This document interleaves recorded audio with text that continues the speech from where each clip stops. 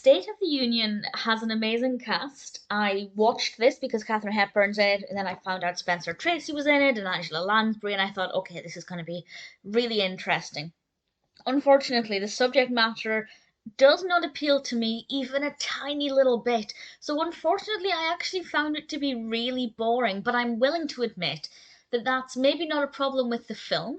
It is just 100% not my kind of film. And yeah, sometimes I can watch films that are not my kind of film and I still find them really fascinating or really exciting or, thought provoking. But for me, this definitely isn't the case.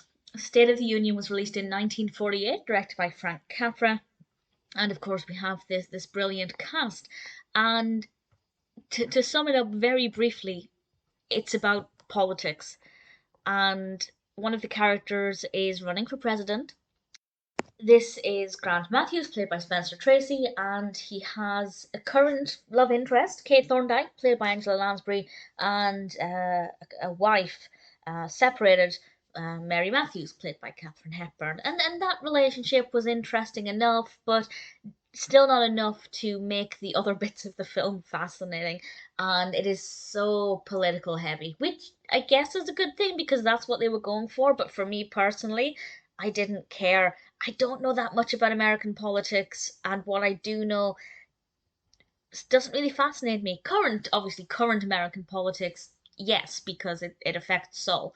But in terms of the history, my knowledge is so weak with American politics that it's kind of hard to keep up with what's going on, and there are things in this film that just went over the top of my head. So maybe in 10, 15, 20 years' time, as my knowledge just naturally grows, hopefully, maybe I'd have a different experience with this film.